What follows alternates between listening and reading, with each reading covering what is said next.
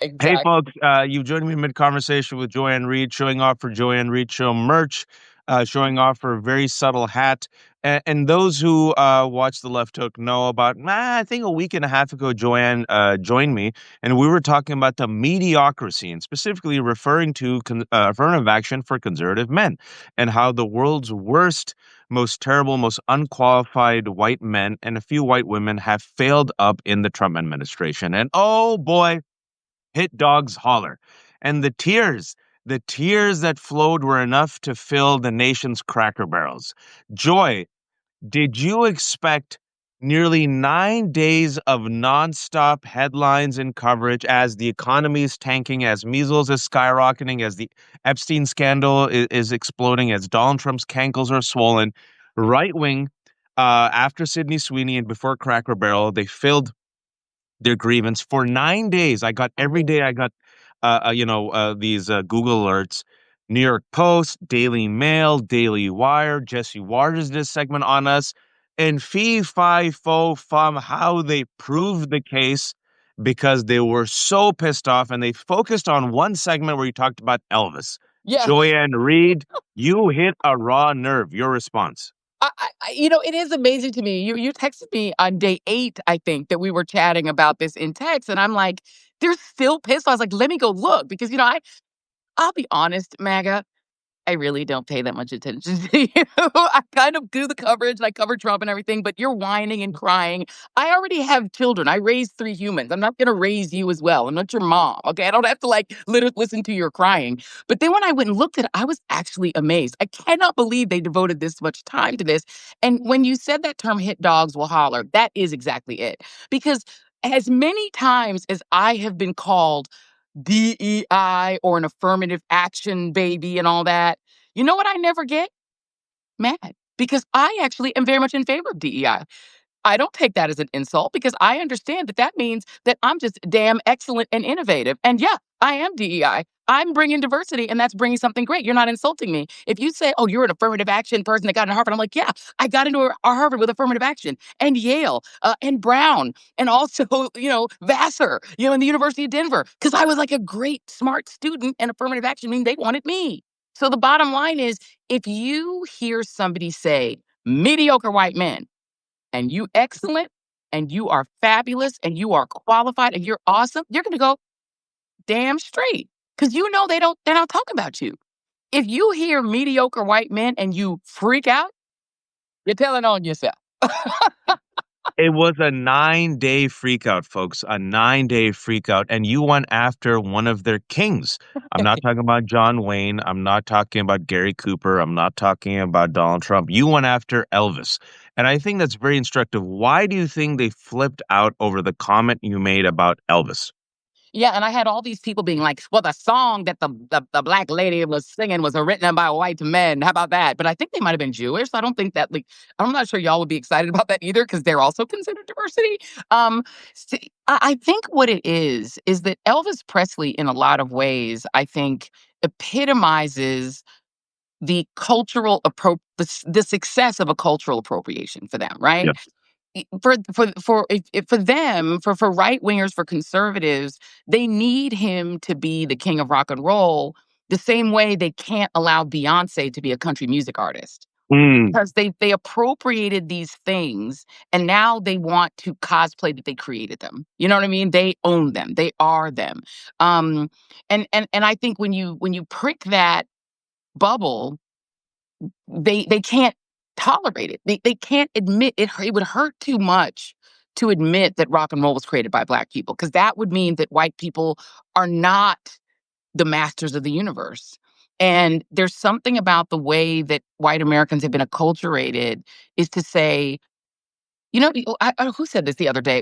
It's the guy who's like a baby Tucker Carlson, who they're not all mad at now. The guy who's the Groiper guy. where he was like trying to insult Black people by saying they didn't have written language. Western civilization invented everything.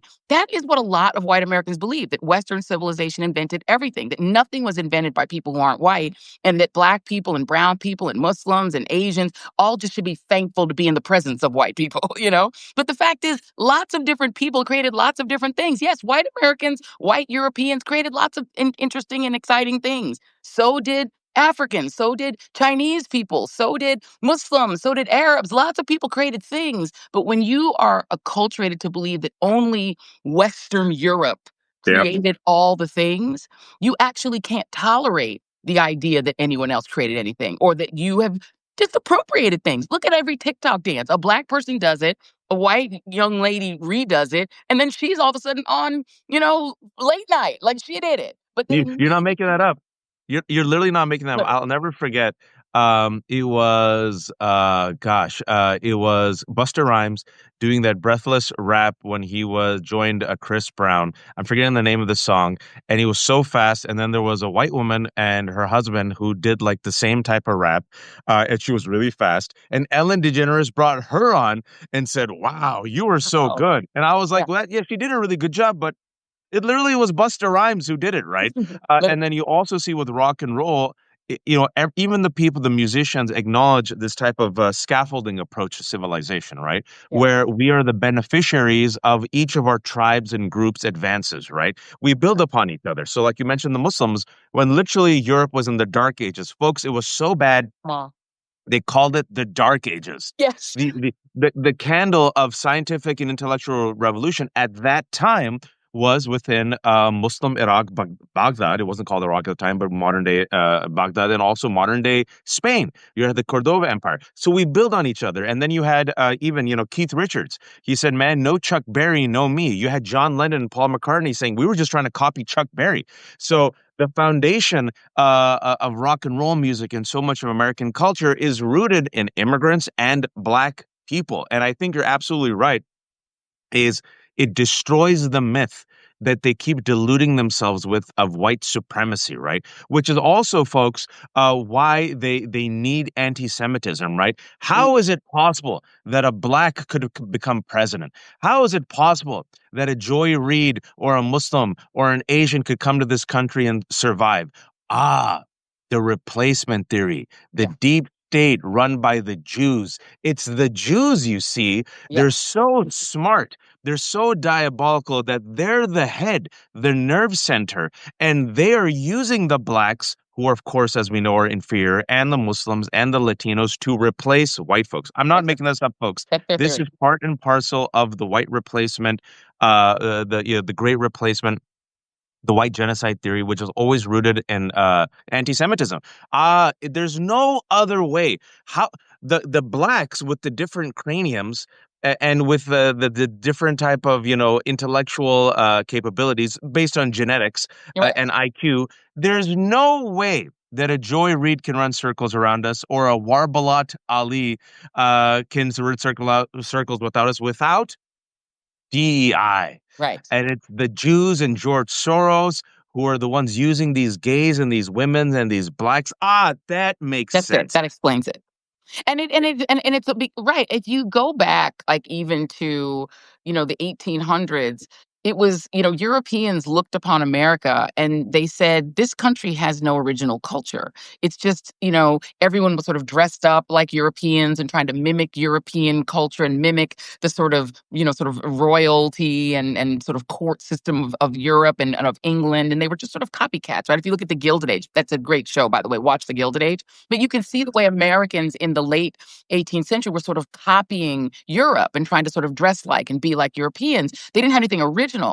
It was stated in that era that the first original form of music was considered to be the gospel music out of Tougaloo University. These gospel songs that Black people were singing, and Tougaloo's Glee Club actually traveled to Europe in I think in the 1800s, and the European sort of, intellectual sort of leadership said, oh my gosh, America finally has an original form of music. Similar with blues and country music and rock and roll. Yep. These are things that enslavement created, right? Because you had these enslaved people who would sing these sort of torch songs to liberty. They would also use some of these gospel songs as liberation anthems when they, as signals to each other. If people were running and fleeing the plantations, that morphs into this very original, only in America form of music. That's why gospel, blues, rock and roll, ultimately hip hop. This is the music that came out of the pain of slavery. And then who did Black folks partner with when they created our next original form of music, which was jazz in the early 20th century? The Jews. It was Yeah. Jewish people and Black people who were both shunned from society, who were the only group of people who were white and Black who could be integrated because they were both out of the main culture, and they got together and said, "We're together." So yeah, when the song "Hound Dog" is written, I believe by two Jewish men.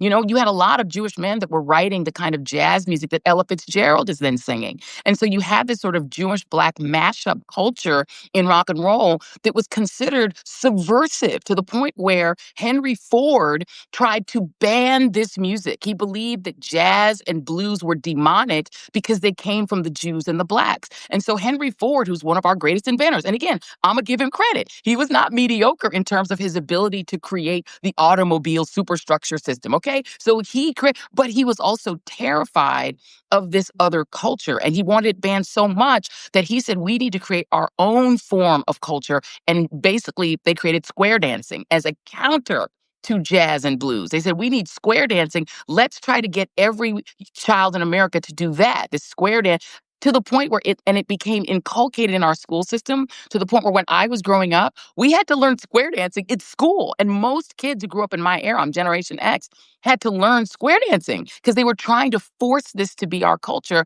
in contravention to jazz and blues and rock and roll, which they thought was subversive because Jews and Blacks were involved. And so the reality is America has this fraught history of trying to both co-opt Black and brown and Asian culture. Why do we all eat like Taco Bell? Because we want the Mexican food. We just don't want the Mexicans, right? We want the Italian food. But at one time, we didn't want Italians. They weren't even considered white. They were one of the most lynched groups of white people besides white Jewish people, because literally they thought Italians were not actually white. And until they lynched a dozen of them, and the outrage in Italy was so frantic and they were so afraid, they literally created Columbus Day to appease the Italian community and then flip them into being white. And then said, now you guys can be white. We're going to add you to whiteness. They weren't originally, they used to be in the fields in Louisiana and Mississippi next to the Blacks in the fields. So the reality, Irish weren't considered white in this country, folks. In the 19th century, there were signs that saying no dogs, no Blacks, no Irish. Irish weren't considered white. Italians weren't considered white. Jews still aren't considered white, even though the Jews who think that they're white, nope, they don't consider you white. I'm talking about the white supremacists and white nationalists. The problem is that many of these Irish and Italians, who, by the way, like you said, belonged with the Blacks and the poors, they were able to mainstream into whiteness thanks to the way they appear. Whiteness is a construct that was created in the 18th century in America to separate powerful, wealthy landowners from the rest of us, right? 16th century. 16th century, right? So whiteness is a construct, and the Italians and the Irish, they forget their history. You were not considered white, right? Henry Ford was not your friend. And speaking about Henry Ford, the person who brought the Protocols of the Elders of Zion, which is a Russian conspiracy at the turn of the 20th century, there was a conspiracy, a bullshit pamphlet that said that, someone saw, they eavesdropped these cabal of Jewish leaders in Russia plotting to take over the world. The Protocols of the Elders of Zion, complete fabricated nonsense that fueled anti-Semitism in Europe. Guess who mainstreamed it in America, folks? It was Henry Ford, who then mass produced that and said, "Oh, guys, you got to read this." He was pro-Nazi. And when Donald Trump in his first administration went to Michigan and visited, one of the car assembly lines, he quoted the pro-Nazi, bloodline heritage comment of Henry Ford. That was Stephen Miller writing that comment. It always goes back to racism, folks. And I know people think we're crazy, but I've said before on the show, and I'll say it again, the twin original sins of this country are white supremacy and capitalism, racism and greed. And the avatar of racism, greed, cruelty, misogyny, white mediocrity, celebrity, fame, failing up in life is Donald Trump. The avatar avatar of all of our sins that is destroying our country from within is Donald Trump. Now with his two cankles, now the fact that he's sick, I don't think he's going to last long, Joy. I've said it before, Man, I'll say it again. what is it? Yeah. I think, it's congestive heart failure. It reminds me of when my grandmother had.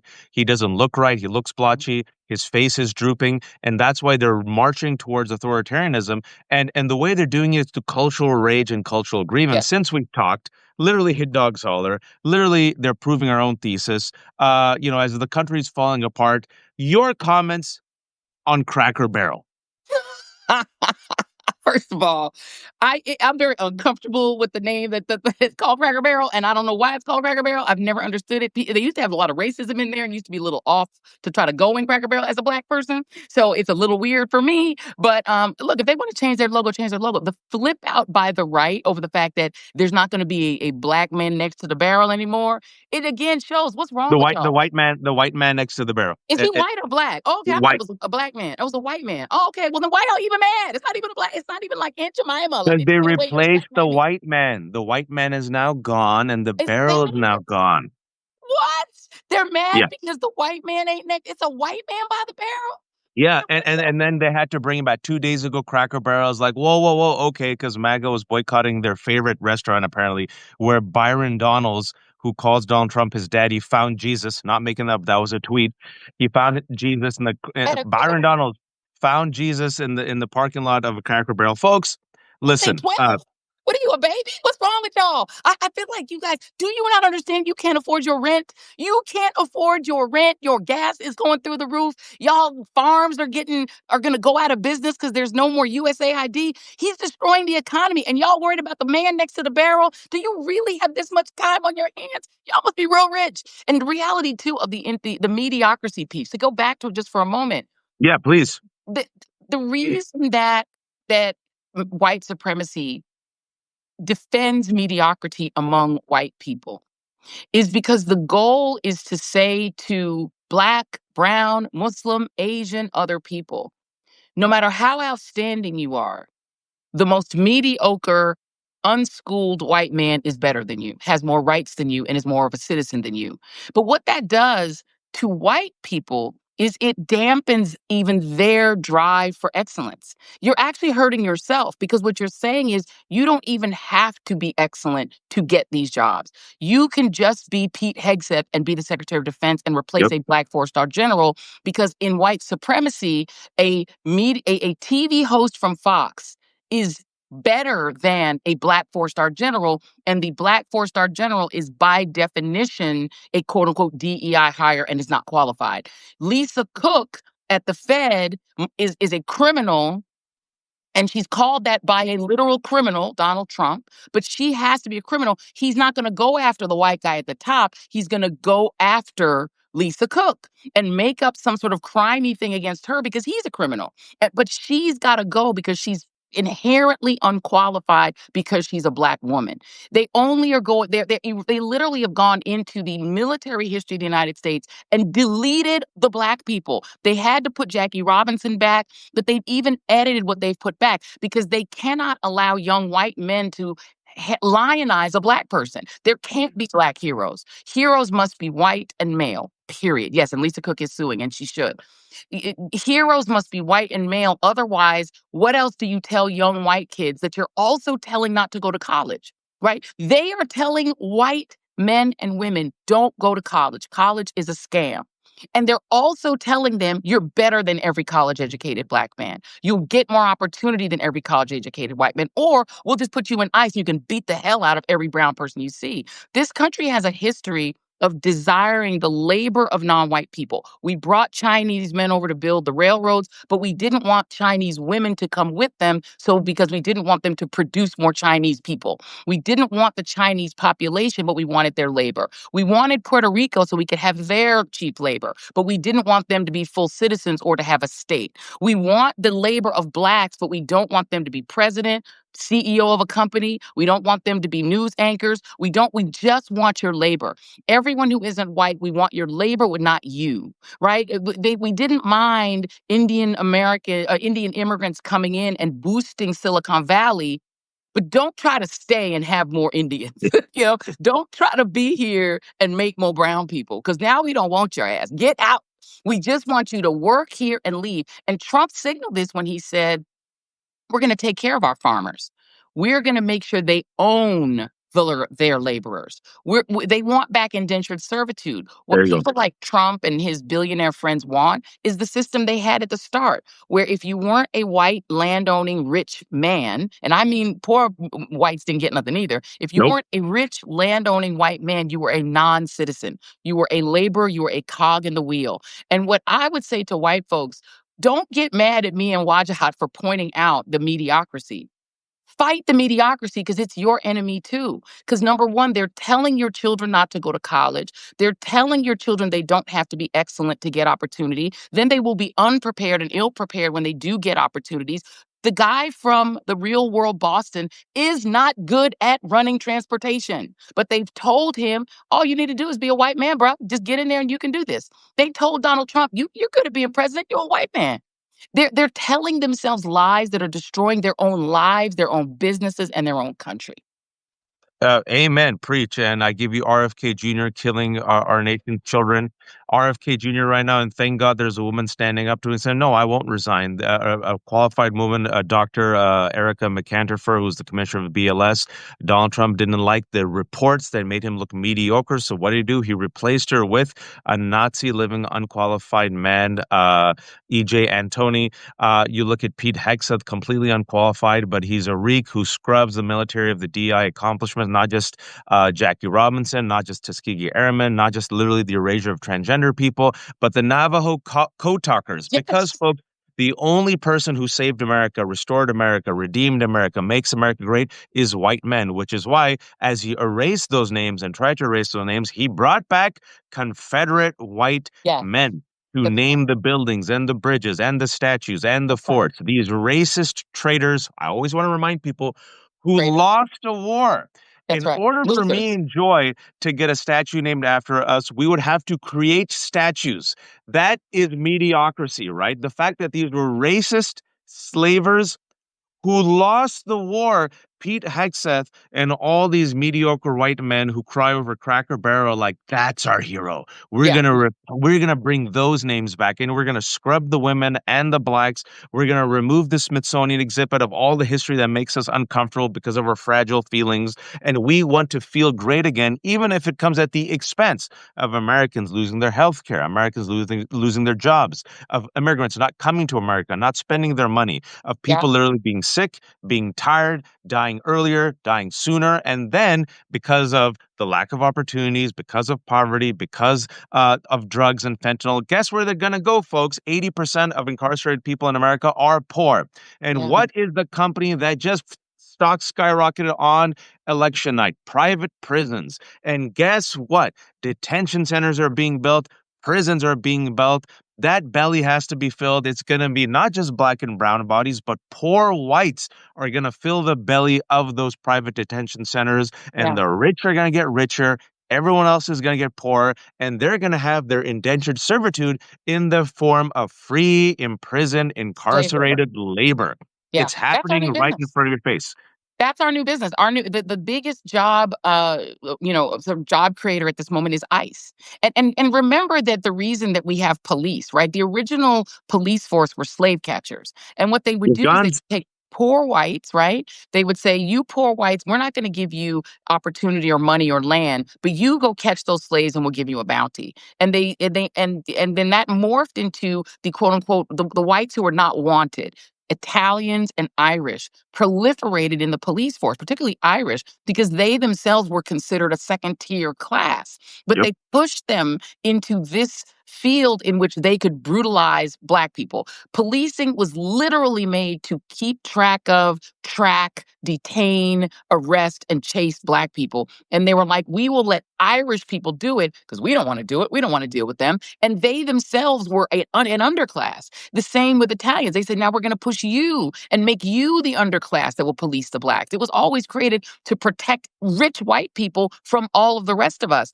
Now what they're doing, you see a lot of these ICE agents with their faces covered. Some of them are speaking Spanish like real, authentically. Some of them are Latino. They have tricked a lot of Latinos into believing it's their turn to become white.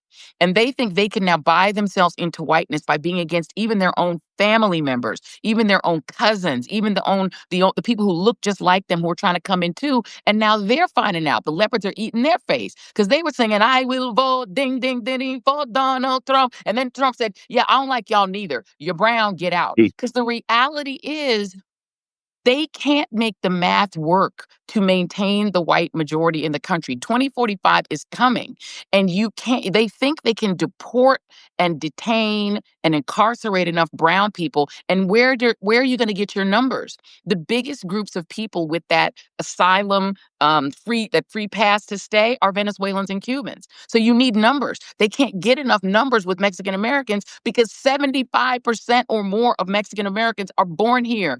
We took over Mexico. These people are not immigrants. They're Americans. They just are happen to be Mexican American. So they can't get the numbers with them. They're looking for hard numbers, and they're going after Cubans and Venezuelans. They don't give a damn that y'all voted for Trump. Haitians too. Y'all voting for Trump in Florida? They don't care about you. They need numbers. And so they're going to grab as many brown and black people as possible. And to your point, Watch, incarcerate them in private prisons, use them for free labor. And that is our new industry. A sane country would look at this incredible young, diverse workforce. The youngest people in the country are immigrants, Asian people and black people. Well, actually, not even black people, brown people are the youngest. I would look at this workforce and say, how do I build up a super economy with this incredible, motivated workforce that wants to work, that wants to achieve? And let me see how I can build a great economy on that. But these people are like, I don't want that because I hate those people. I would rather destroy the country to stop those people from having full citizenship and rights. I would rather die than share the home with Joy or Watch. You have a hard out. I want to get you out, but I had to ask you this. We're speaking about model minorities, and model minorities eventually become the enforcers of white supremacy. Chickens for Colonel Sanders. All of our communities have them, folks. And by the way, speaking about the Mediocracy, Janine Pirro, who's now U.S. Attorney, in order to crack down on crime in here in D.C., she has allowed people to wait for it. Speaking about law enforcement and the ability to carry guns to terrorize black people. In DC, you can carry long arms. Huh. I What? wonder why. But I have to ask you about this before I let you go. Speaking about the model minorities, AIPAC Shakur and Richie Torres revealing his ass on Adam Friedland's podcast. I don't know if you followed the news. I'm talking about Hakeem Jeffries being called out as AIPAC Shakur by Charlemagne the God, and Richie Torres's what should be a career-ending interview on Adam Friedland's podcast yesterday, where Adam just tried for an hour, like literally an hour, to get him to be empathetic towards Palestinians, and Richie was a robot who just repeated AIPAC talking points. I have not seen the interview. I will have to check it out, but that is par for the course for Richie Torres. I try not. I will try to watch as little of him as possible because it's hard for me to tolerate a black man. As a black man, you should be as attentive as anyone else, if not more so, to the ideas of apartheid and oppression. And the fact that you are siding with the people who are oppressing a group of people who should be your natural allies, who've always been the natural allies of black people, going back to SNCC, black folks have been empathetic to Palestinians. I myself, I tell people I've had the same opinion since seventh grade when I first really sort of got hip to what was happening to Palestinian people. So I didn't get on this for clicks like a lot of people on the right might be doing. And the reality is I empathize because I know what apartheid is. My family lived on the continent. My father lived and worked in South Africa most of his career. I know exactly what apartheid is. I know it when I see it. I know wrong when I see it. And Richie Torres should be ashamed of himself. And I'm very sad about Hakeem Jeffries being involved in this because the reality is not all money is good money. AIPAC should be a foreign lobby. They are not lobbying for the United States. They're lobbying for a foreign country, and not just any foreign country, a foreign country whose prime minister is a literal war criminal, whose secretary of defense is a literal war criminal, who've said and bragged that they're going to starve the Palestinians and they're going to destroy them like the Amalek. They use the Bible. They've perverted biblical scriptures in order to justify a genocide. It's a clear genocide. Anyone who with eyes can see that it's a genocide. Richie Torres. I lost your voice. I'm. Oh, I said Hold Richie. on. I got you Someone now. tried You to said call me. Richie Yeah. Torres. No, Yeah. I'm embarrassed for Richie Torres. I'm embarrassed for him as a Black person. I think that he should think twice before embracing cruelty and mass death. And I'm on the side of living and on the side of life. And I'm on the side of the Palestinian people. And I said this on my show the other day. We don't claim that because the Irgun and the Stern Gang were literally doing terrorism in Palestine when it was called Mandatory Palestine, blowing up buildings belonging to the British, assassinating Lord Moyne, blowing up railways, killing 100 people in the Deir Yassin massacre.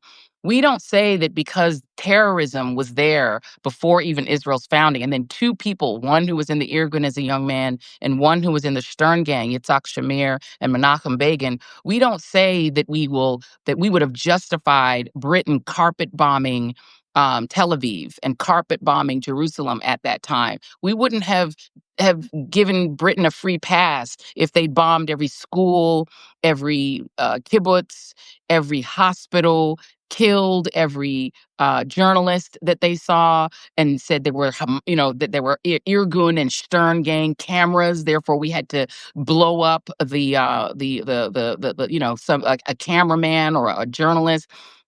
If Britain had just done that to those people, because they literally had terrorism in the 1930s and 40s, they killed Lord Moyne in 1946. We would have said that Britain was committing genocide. We would have Yep. said that it was unacceptable, and we would have named whatever prime minister of Britain did that, we would have said they were a war criminal. So the idea that we can now say that because Hamas didn't act on October 7, 2023, Israel may now kill every man, woman, and child in Gaza. They may kill every reporter, every doctor, every surgeon, call them all Hamas. They should be able to wipe them off the face of the earth. You can't justify that. That is just unjustifiable. And that they can also that a person can get off of a plane from Cleveland, Ohio, or Warsaw, Poland, or Moscow, land in Tel Aviv, ride out to the West Bank, walk into somebody's home and say, "This is mine because God said it's mine." We would say, if I did that in the Congo, and my daddy was literally from the Congo, you would say I was out of my mind.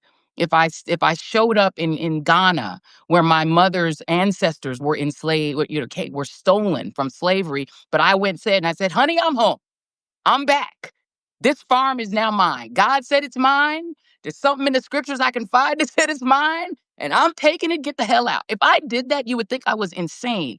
Every colonizer has said God said I could do it. Every group, from the Pilgrims to the people who colonized South Africa, they all say God said I could do it. They all say it. So why are we saying in this one instance we are allowing that, and we don't actually believe that it's wrong? What's happening in the West Bank is wrong. It's apartheid. It's theft. You're taking people's farms and homes. You're shooting and killing them with the police standing there. That's wrong. What's happening in Gaza is just wrong. And I'm sorry. I know it's unpopular. It's in the mainstream media to say it's wrong. It's wrong. And the And, last thing I'll say and it's about a that, genocide. it's a genocide. And the worst part of it is two parts. One, Bibi Netanyahu daring to use my faith, Christianity, to fool American Christians into going along with it. You saw that Ted Cruz interview with Tucker Carlson, perverting Christianity to justify genocide. And then second thing is perverting Judaism to justify it. And then claiming that being against genocide is anti-Semitic. You are making a mockery of the Jewish faith if you say this is what the Jewish faith is about. I know a lot of people who are of the Jewish faith. I don't know one who believes that genocide is a part of it. Everyone I know who is Jewish says that their religion, and also the pain of their ancestors from in World War II, is being mocked by this, is being subverted by this, is being used to justify wrong. You should not use people's faith and people's pain and people's experiences to justify wrong. It is wrong, it is evil, and it needs to stop. And we need to stop paying for it. Richie Torres, you should be ashamed of yourself. It is a genocide happening in real time, and we have the power and the ability as the United States of America to turn off the tap and tell Israel enough is enough. You have to be pro-Palestinian, pro-human, anti-fascism, anti-occupation, anti-genocide. There is more of us than there are of them, folks, as they try to rewrite history and literally gaslight us to our faces. We have to say enough is enough. And thankfully, we have truth tellers like Ann Reid. I kept her 8 minutes after I was supposed to let her go, but she was cooking, folks. Joanne, shamelessly promote yourself. Let me invite you all to please follow me here on Substack. I love my Substack family. You can follow me at joyannreid.com. And you can follow me also if you would subscribe to my YouTube channel, please. It is thejoyreidshow.com and spell Reid, R-E-I-D, thejoyreidshow.com. Subscribe to my channel. We're trying to get to 1 million subscribers by my birthday in December. So help me get there. Subscribe to Joanne. Thank you so much, Joanne. I appreciate it, folks. This the 1,700 people who joined us a bit late. We're Joanne respond to all the haters, the crocodile tears, the crackle bearers of tears of MAGA, based on our previous conversation, and then also dropped a message, a note, if you will, to AIPAC Shakur, Hakeem Jeffries, and Richie Torres. This is the left hook. Folks, stay on. Joy, I'll let you go. Thank you so much. I'm bringing on investigative reporter Vicky Ward right now, who has been following the Epstein story for 2 decades.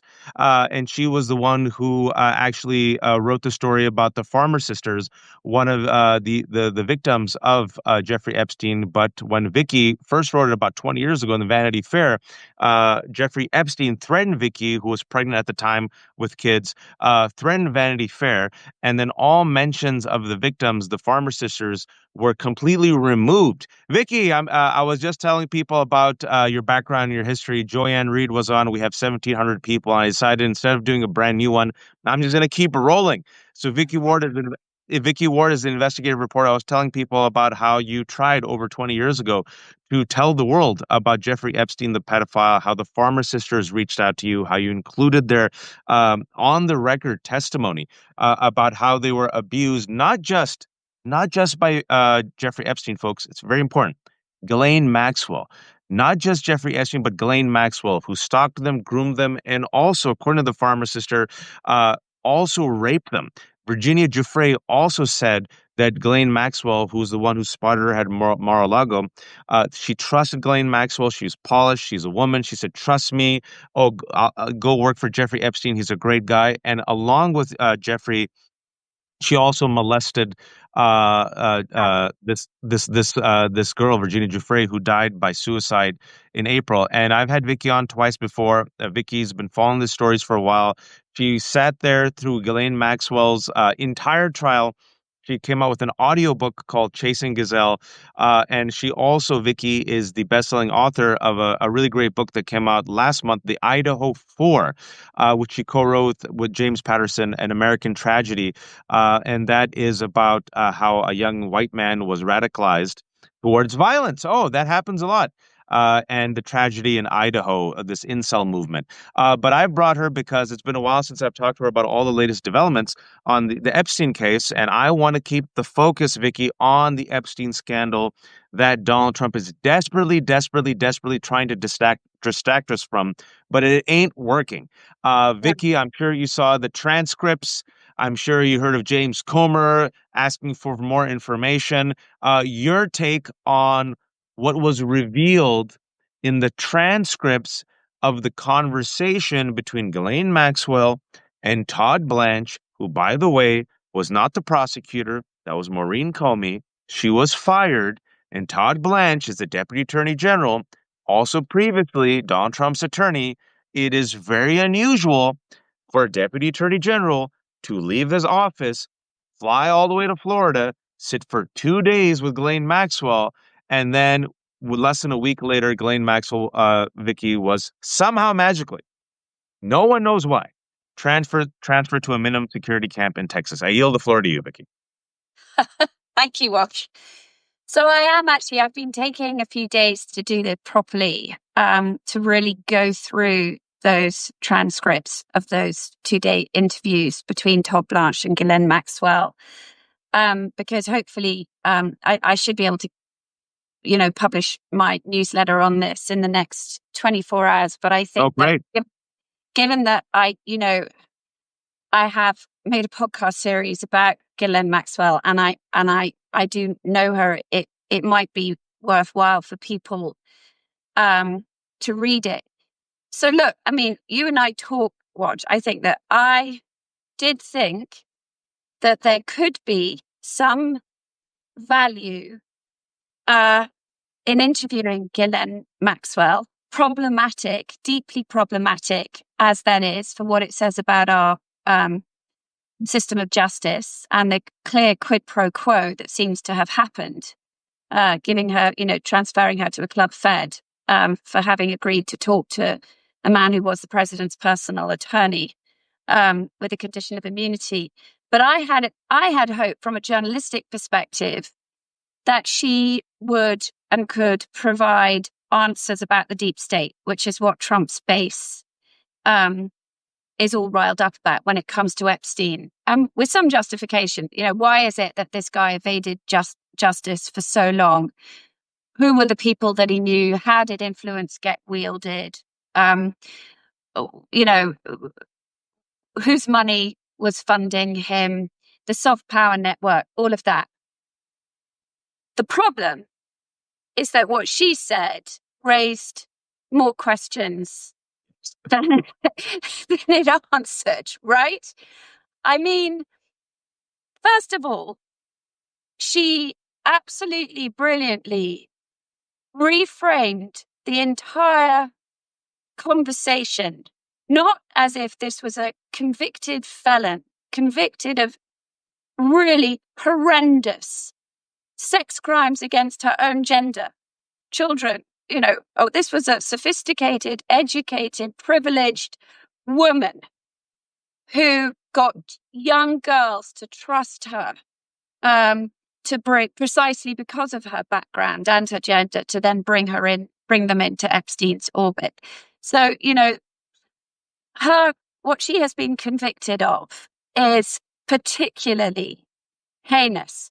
But she managed to reframe this conversation as if she was sitting at somewhere like Buckingham Palace, and she reminded Todd Blanche the entire time of her sort of elevated status, her upper class background, the fact that she'd born into a one-time grand, rich, powerful family.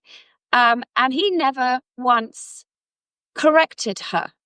And if you just listen to the audio, you'd think that here was this plummy-voiced woman. They could be sitting at Downton Abbey, and she told this woe is me narrative about how after her father died, and her father, by the way, who was a crook, who, let's not forget, stole the equivalent of $1 billion today from the pension funds of his employees.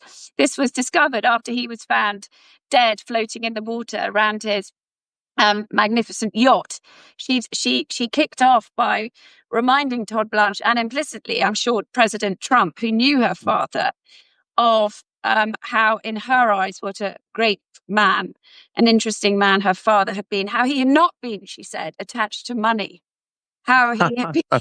She said, no, he wasn't attached to money, other than, she said, obviously, there was a plane and a yacht.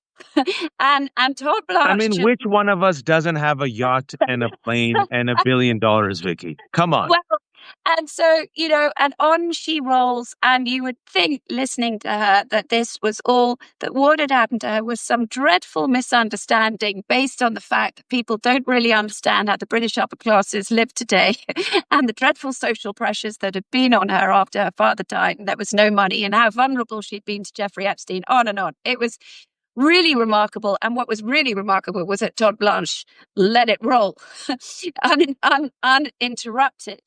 However, when he got to these thorny questions of how did Jeffrey Epstein make his money?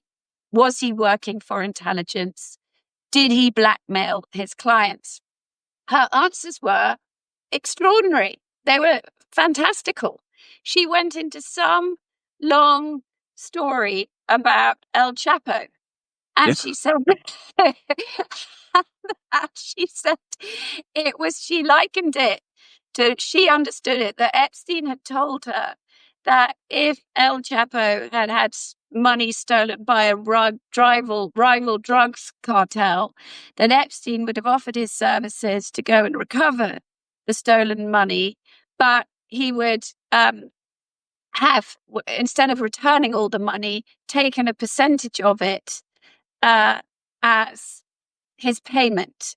And she said that she described herself, by the way, as being both sophisticated and not terribly sophisticated and trying in understanding, quote unquote, business. This is the daughter of, one of the one-time most powerful magnates in the world.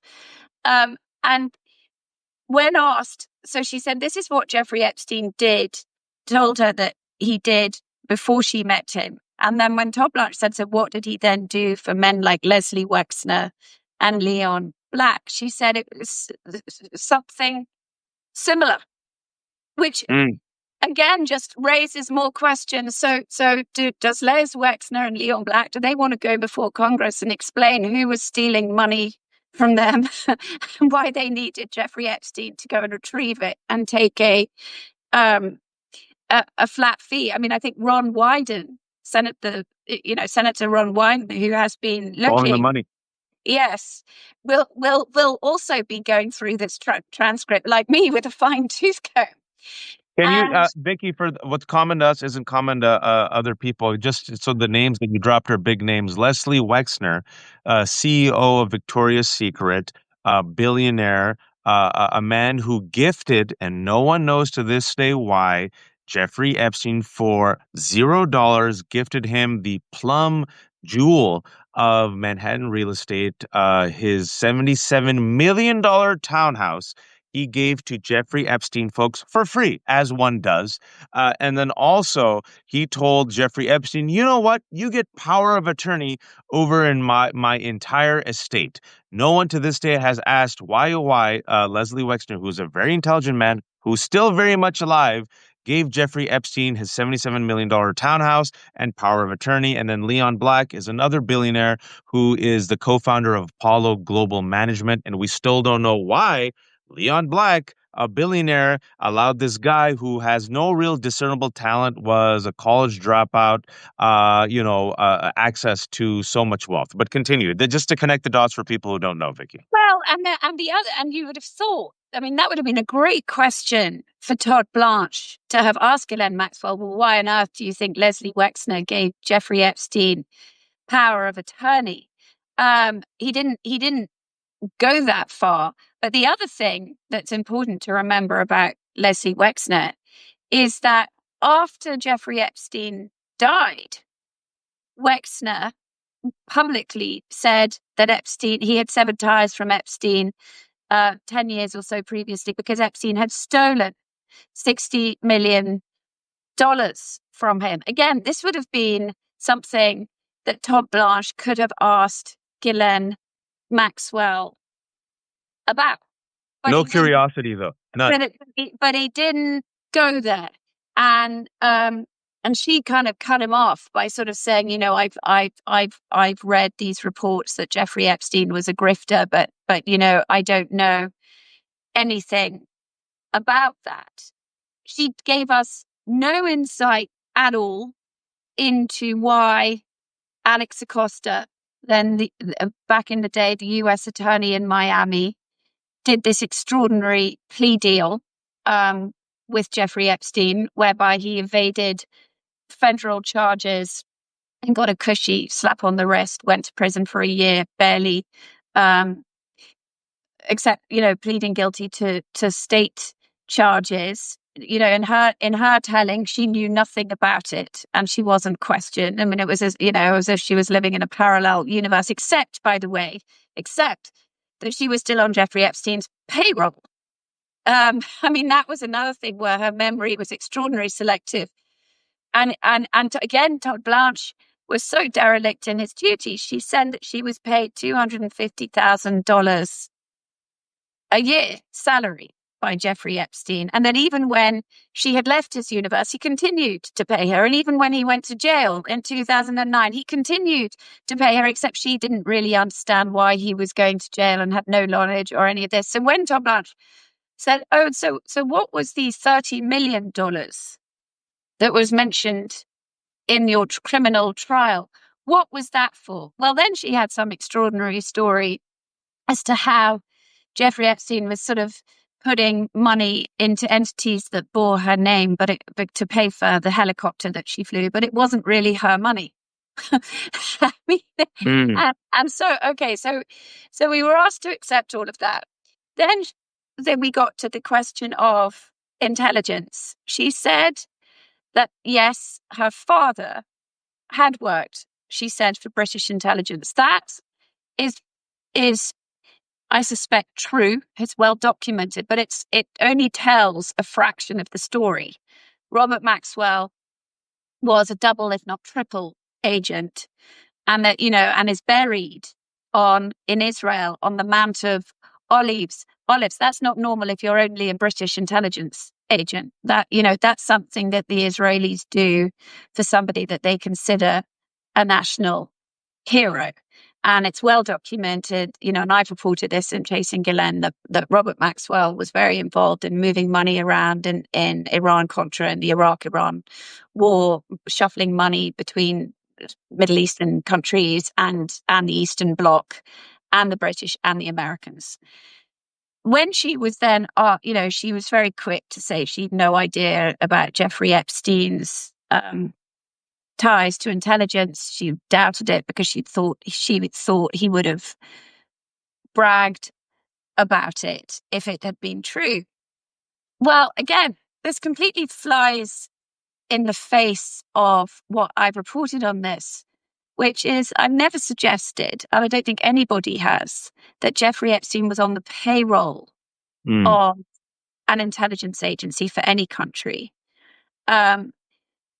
What has been suggested is that somebody like him, who's running the money for the wealthiest Zionist, Leslie Wexner, is the richest supporter of Israel in America. And Jeffrey Epstein was the guy not just running his money in terms of generating more wealth for Les Wexner, but in distributing his money philanthropically. So Jeffrey Epstein was the guy who was the conduit to all the academics at Harvard. Jeffrey Epstein was the conduit between the Clinton White House and Leslie Wexner at a time when Bill Clinton, there was sort of pressure on him to maybe side with the Gulf states against Israel back at that time. So this is what we call wielding influence in the intelligence space. This is a man who has access to the deepest pockets, who have interests in different countries. And it means that Jeffrey Epstein is able to wield a lot of power. We also know that he was very close to the leaders of African countries. He was Mohammed bin Salman, now the Crown Prince of Saudi Arabia, was a guest in his home. In the last 4 years of his life, he talked about having Vladimir Putin as a client. So, again, Ghislaine Maxwell's amnesia and easy rejection of the idea that he could have worked for intelligence kind of completely defies the very complexity of what many people think Jeffrey Epstein was. And also, can we just remind people that Ehud Barak, who's the former prime minister of Israel, also the former head of the IDF, trained in intelligence, visited Jeffrey Epstein numerous times at his New York townhouse. And I'm just curious, Vicky, why would Ehud Barak, visit Jeffrey Epstein, this reclusive pedophile billionaire, numerous times if Jeffrey Epstein was not in some way, shape, or form being used by foreign intelligence countries as an asset? And also Alex Acosta, who was the U.S. attorney who gave Jeffrey Epstein that sweetheart deal in 2008 and later became the labor secretary for Donald Trump. And by the way, still very much alive. I'd love to hear from him. I believe it was the Wall Street Journal It was not a flaming liberal outlet, but it was the Wall Street Journal that reported when he was asked by so many people, how or why could you have given this pedophile, where there's several victims came out in 2008 and said he's a pedophile, an unheard of sweetheart deal that essentially let him commit pedophilia and rape girls while he was, out of prison for a majority of the time during that 1 year sentence. And he said he was told that Epstein was intelligence. And we still don't know more about that. No, I mean, it's really, I'm hoping, I think I read, Rog, that Alex Acosta has been asked to come before Congress because, really at this point, I sound like a character from Star Wars. He's my only hope. he would tell the fact that Alex Acosta is our only hope means the rebellion is doomed, Vicky. Yes.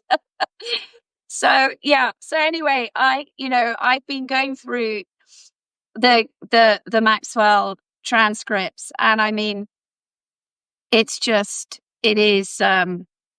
really shocking. And there's one point, Woj, where the snobbery, I grew up in England. I understand the world that she comes from, but the snobbery with which she describes Virginia Roberts, now sad, who took her own life, had, the most clearly, terrible struggles as a young woman before she got to Jeffrey Epstein's home, and then was, but then had the courage to take on the establishment and stand up against Epstein, Maxwell, Prince Andrew, all of them.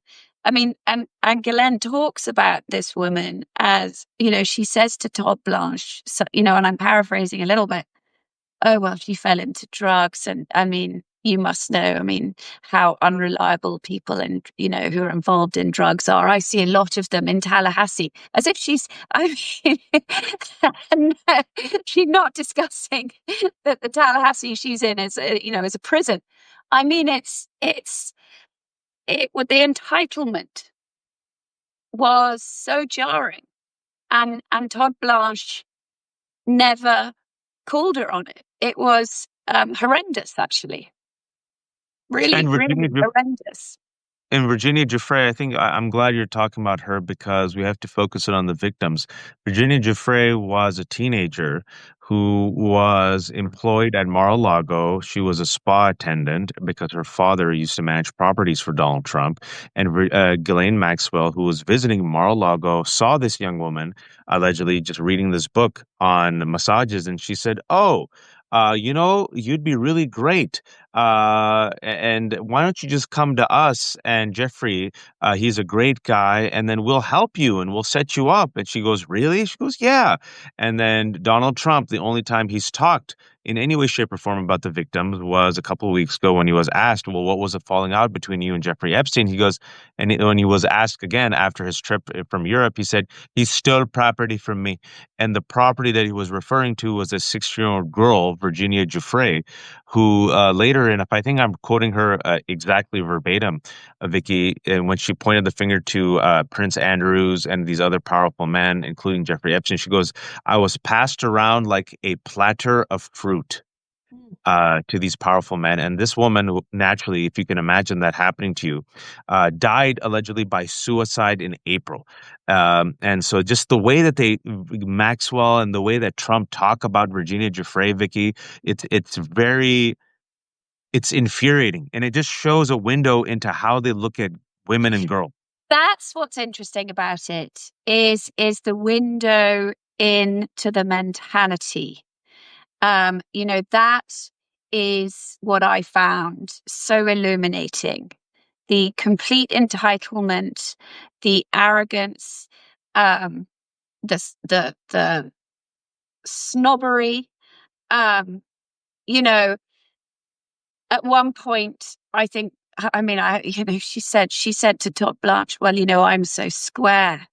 Jeff, I had to go and find new masseuses all the time for Jeffrey Epstein because he liked to change it up. But, I like to keep the same, once I find somebody I like, I keep them as if we're talking about a stately home in England and not these absolutely horrendous sex crimes. I mean, I'll be very curious to see. I think Virginia Roberts' family, right, is going to speak. Are they speaking next week?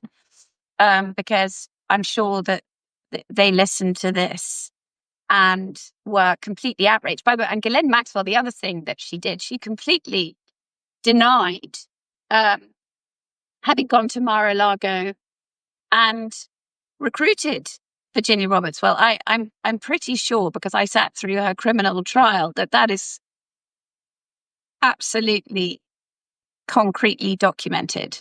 Yeah. Um, Yep. And the president mentioned it. Trump mentioned it. Yeah. He said, yeah, exactly. The one thing that she said that, and I'm speculating now, but the one thing she said that I thought could be true, and I found interesting, was that Epstein and she sort of fell out, and that Epstein was annoyed with her for calling Virginia Giuffre, a liar.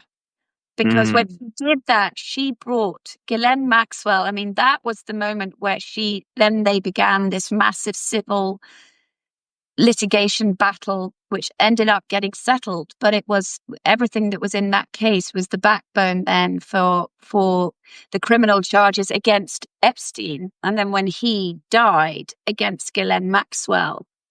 And that I believed, because everything we know about Jeffrey Epstein is he would use money and legal connections. He wanted all this stuff to go away.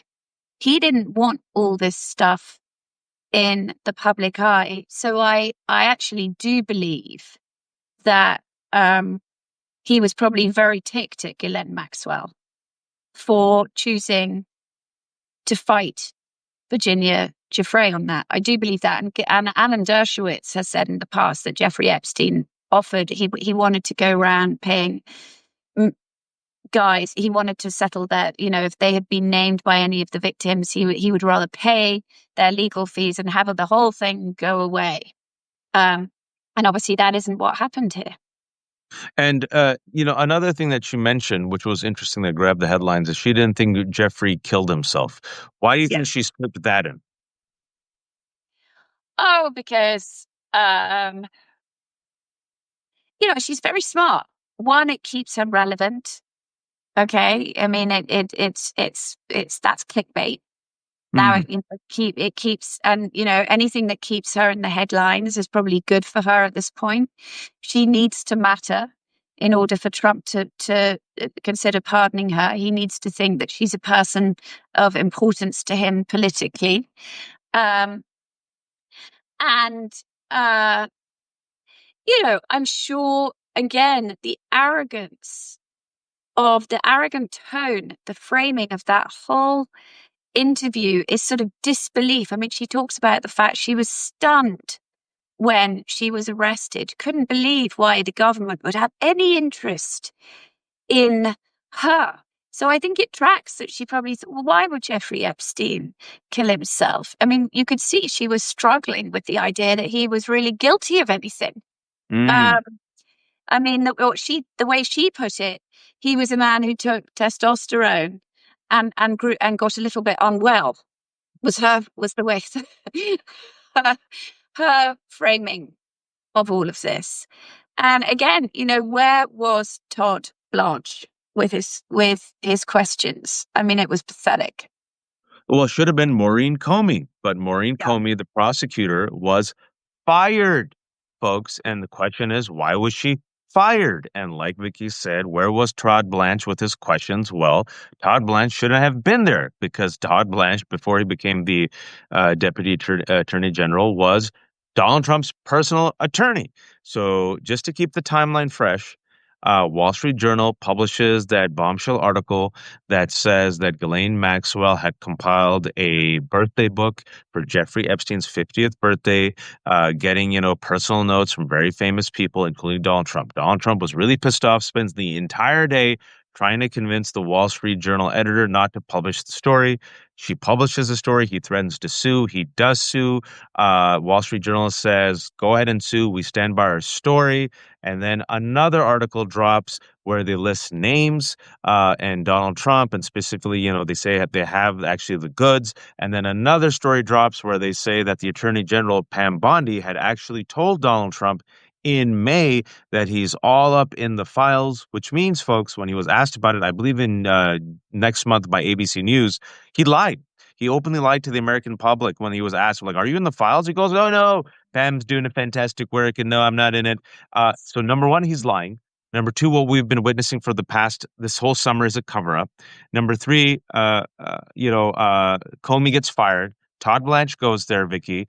They talk for 2 days. You just talked about the transcript for the people who are joining us late. And then less than a week later, she gets this cushy transfer, another sweetheart deal that no one has ever seen before. The only time anyone's ever seen such a sweetheart deal for a pedophile like this was 2008 for Jeffrey Epstein. And now she's sitting there in a minimum security camp in Texas. She has been cleared for work release. It doesn't mean she's applied for it, but she's cleared. So her status right now, folks, a woman who was serving a 20-year sentence, who was convicted of, sex crimes, she's cleared for work release.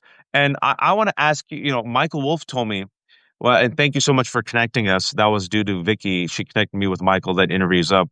I said, well, how could they get this information? And she says, they could get that information, specifically Wall Street Journal, through Ghislaine Maxwell, which, Ghislaine Maxwell is probably the one who had the book. And the only way, he was kind of saying it without saying it, the Wall Street Journal got it was Ghislaine Maxwell provided it. Well, she even said, Roger, in the transcripts with Todd Blanche, she says she'd seen some of the documentation when she was preparing for trial. She'd seen it in her discovery.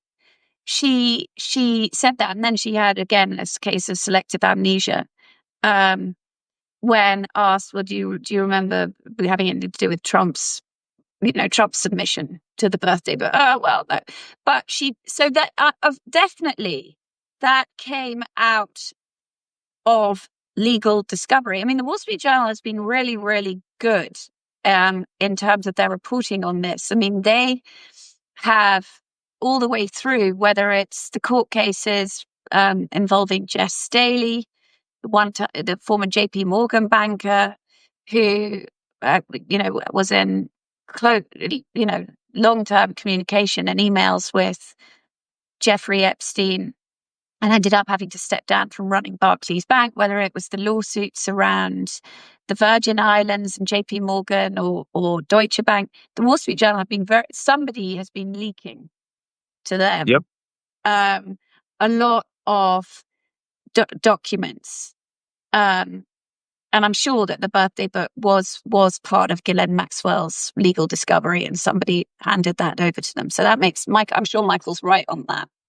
And, it seems like she has the goods because, Vicky, and of course, this is now speculation, but we have to trust the evidence of our eyes. Again, it is not normal for someone like Ghislaine Maxwell, who was just essentially beginning to serve her 20-year sentence in Florida, to get a sweetheart deal. No one knows why she was given this sweetheart deal. Literally, there's no normal explanation for this. And the fact that it came right after Todd Blanche spoke to her for 2 days, and the transcripts, Vicky did a Cliff Notes version of it, but she's going to have it up on her Substack, a lengthy analysis. Once this this interview is finished, I'll have it up later tonight and link to Vicky's Substack that you should all subscribe to. I mean, to me, Vicky, this is quid pro quo. Like, nothing else makes sense. What's your take on this? Well, I think it's definitely a quid pro quo. I think it's a very alarming possible harbinger of what might yet be to come. I mean, I don't think politically Trump could afford to commute a sentence now, or pardon her, but send her to England, or to France. She has a French passport, but further down the road, we know that Trump will do whatever he wants, to do. So I think it's really, really alarming. It's obviously makes a mockery of the U.S. justice system. And I only hope that next week, when the victims get to go before Congress, they deliver such a knockout punch that it stops these people in their tracks. I will say that's Ro Khanna and so real quick, Vicky. That's Ro Khanna and Thomas Massey. That bipartisan effort. I had Ro Khanna on last week. He had as of last week, Vicky. He said he had at least 10 survivors, rape survivors, who are going to join him and Thomas Massey at the Capitol on September 3rd. I didn't mean to cut you off. No. I mean, I will say this. I do think that the thing that I was, not particularly surprised, but I think that probably the Trump people will have been, not pleased about, was she definitely went out of her way to fulsomely praise President Trump and say he had been nowhere near anything illicit as far as she knew, but she also went out of her way to clear Bill Clinton. Yep, I was going to ask about that. And I would have thought that the Trump people that was less helpful to them, actually, because I think you and I may have talked about this before. Politically speaking, Trump's only way out of this, I think, is to find a scapegoat, and the question is, who is that going to be? You and I have talked about it, and we were speculating that the quid pro quo would be Ghislaine Maxwell would offer up a Bill Clinton, a Bill Richardson, and a Bill Gates. But what was really interesting, folks who haven't followed the transcripts, is that she cleared not only Donald Trump, but she also went out of her way to clear Bill Clinton. What do you think that's all about? Well, I think that I've spent over 20 years, unfortunately, reporting on this. There's never been any evidence, and nobody has ever said. Virginia Roberts once talked about Bill Clinton, and then she retracted it and said she'd been mistaken. And there's never been any evidence or any allegation that Bill Clinton went to Jeffrey Epstein's island. And the problem in this story is that it's so nasty, and there are so many people involved, and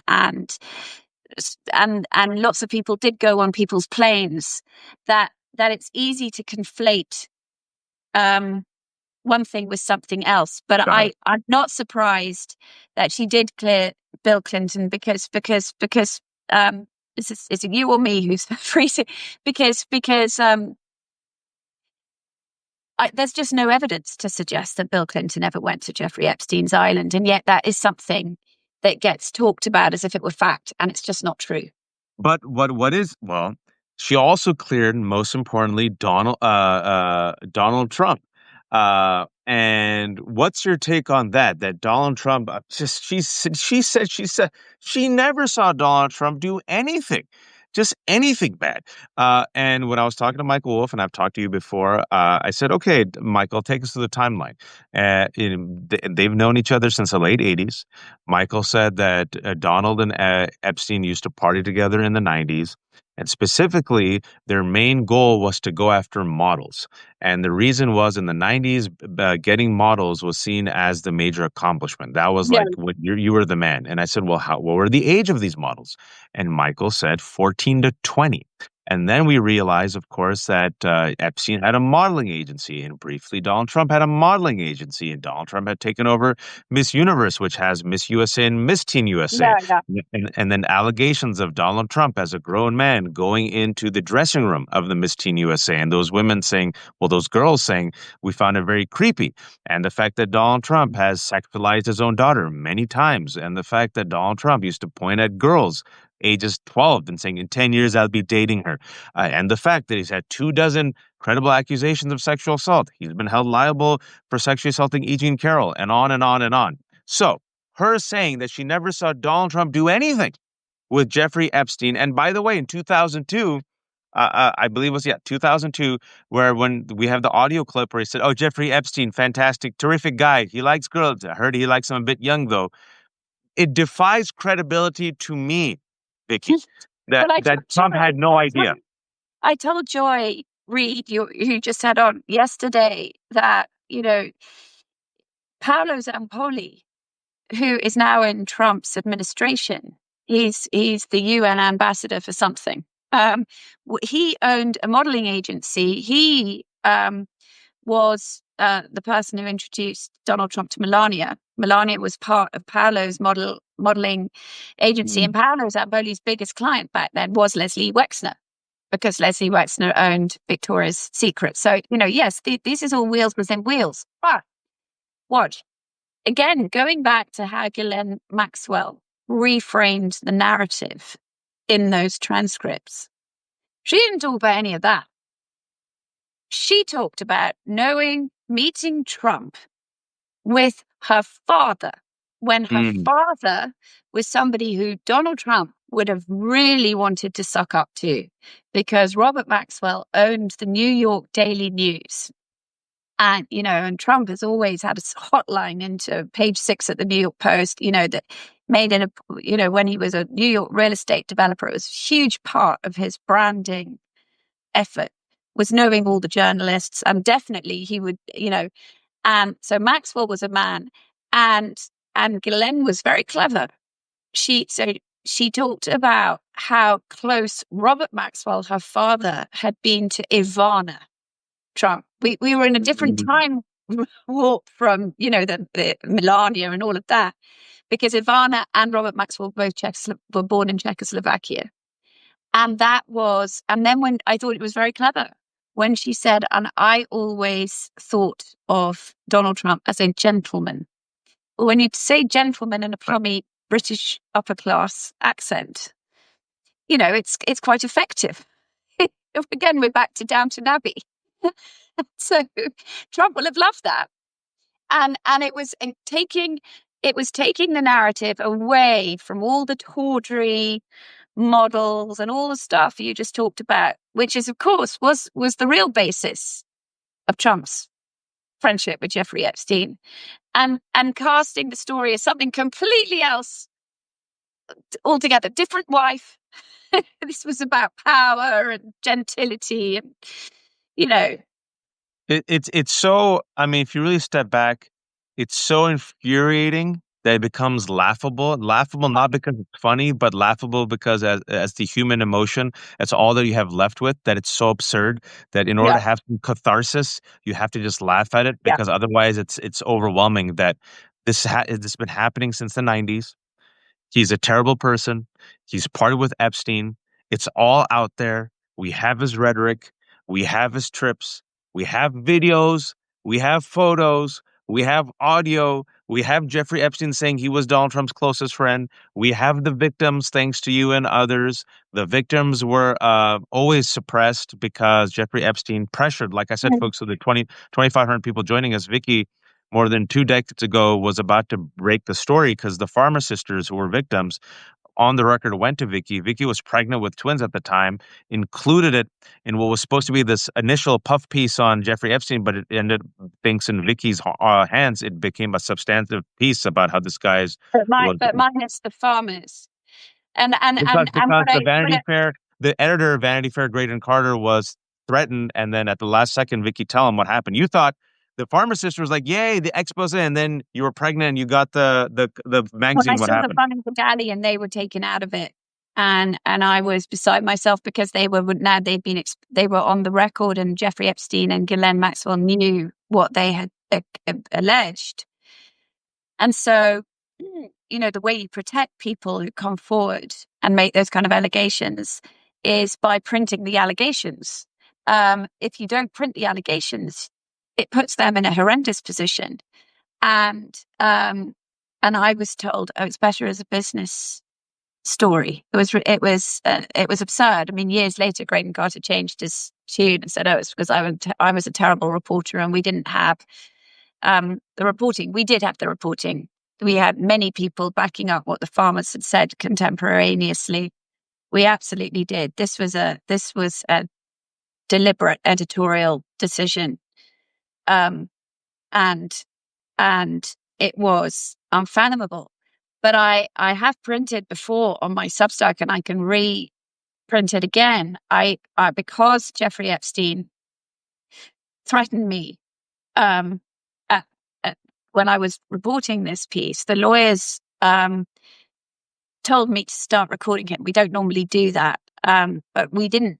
This was back at a moment of time when nobody knew who this guy was, and we didn't know he could be very dangerous. We knew nothing, and there he was making all these threats to me, and then he would say, "And by the way, that's off the record," and we didn't know what to do with this, and so. I had this transcript of Ghislaine Maxwell of this deeply unpleasant conversation that I had with her, where I went and said, Annie Farmer tells me that when she was 16 years old, she went down to Jeffrey Epstein's ranch in New Mexico, but you were supposed to be chaperoning her, and you gave her this topless massage that she felt really uncomfortable, and she thinks that Jeffrey Epstein was watching. Well, I mean, the way Ghislaine Maxwell spoke back to me in that conversation, which I have the transcript. How could you possibly believe this young girl? Of course, I don't have time to go around giving people massages. Everybody. Again, it was this arrogance. This such entitlement, and how could I possibly believe somebody I didn't know 6 months previously over her? And it's the exact same entitlement that I heard again in that conversation with Todd Blanche. So it made me gave me the shivers. Yeah, Vicky's been through it, folks, and her reporting has been excellent. I'm going to link to her Substack. Vicky, a final question before I let you go, and folks, stick around. I'll be back at 1:00 with the Utah Overpass folks, and specifically the people who are doing the national protests against Donald Trump and how they're mobilizing folks. It's really fantastic. I have 2 speakers coming out in about 5 and 6 minutes. Because who rests, Vicky? But before I let you go, I'm just a masochist. Before I let you go, we have these 10 victims joining Ro Khanna and Thomas Massey on September 3rd. We have Ron Wyden saying he has to follow the money trail. You're an investigative reporter, but you're just one woman. There's one guy. If you had the money, if you had the investigators, if you had the team, if you had the resources, what's a trail that you think, Democrats should follow? I think they should. I mean, again, they have to get the majority in the houses, but the people who have answers: Alex Acosta, Leon Black, Leslie Wexner, George Mitchell. I mean, but all the names that need to come and explain who this guy was, what they remember about Ghislaine Maxwell's role in this. That's where all the, some of the people that Ghislaine Maxwell did mention, the estate of Elizabeth Johnson, anybody who entrusted their money and their life to Jeffrey Epstein, please come and explain why you did that and what happened. And they're alive, folks. Alex Acosta, like someone just said, Gianna works at Newsmax. Leslie Wexner, still alive. Leslie, why did you give your $77 million townhouse to Epstein for $1? Why did you give him power of attorney? I think these are very important questions. You follow the money, you'll get a lot more answers. And as Vicky said, you see how this web is very tight, but it can be unentangled, folks. It can be unentangled. You just have to have the right people ask the right questions. Vicky is one of them. She's been on it for 2 decades. Vicky, shamelessly promote yourself. Don't be British. Well, everyone, please go. Continue to buy the Idaho 4. It's still week 6. It's number 3 on the New York Times nonfiction list. Please, Vicky Ward Investigates on Substack. And if you're interested in this, go to Audible and download Chasing Ghislaine, the podcast series about all of this.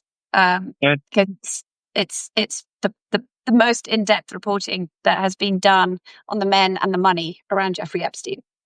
And again, Vicky was there every day at Ghislaine's trial, and so that's the Audible series. Also, Vicky, you said you're going to have your own write-up on the transcripts out tomorrow, correct?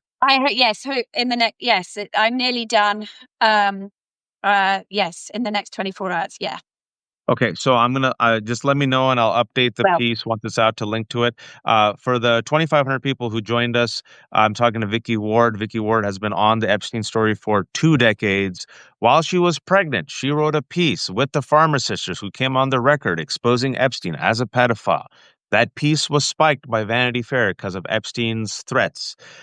So Vicky's been on top of it, and again, she did the audiobook called Chasing Glenn, and she has a new best-selling book that's been on the bestsellers list for 6 weeks, The Idaho Four, another real-life tragedy of a radicalized man, an incel. It's horrifying, but very topical. I strongly recommend people read it, and we've talked about it before on The Left Hook. Folks, this has been The Left Hook. No paywalls, because I'm a terrible capitalist. Everything's for free. If you have a couple of bucks, give it to Vicky. If you have a few bucks after that, give it to me, because I have a bunch of kids, and I'll be back in about a minute and a half with the Overpass team, this fantastic group of activists who are now in 50 states, bringing up the numbers. And if you drive, I see in Virginia on the 395, once a week. Like, it's been growing. First it was 2 people, now 10 people, now 30 people, now 50 people, with these big signs just mocking and ridiculing Donald Trump and calling out his fascist agenda. So they're growing, folks, and I strongly recommend listening to them in about a minute and a half. Vicky, thank you so much for taking thanks the so time. much, Wajahat. Bye. Bye.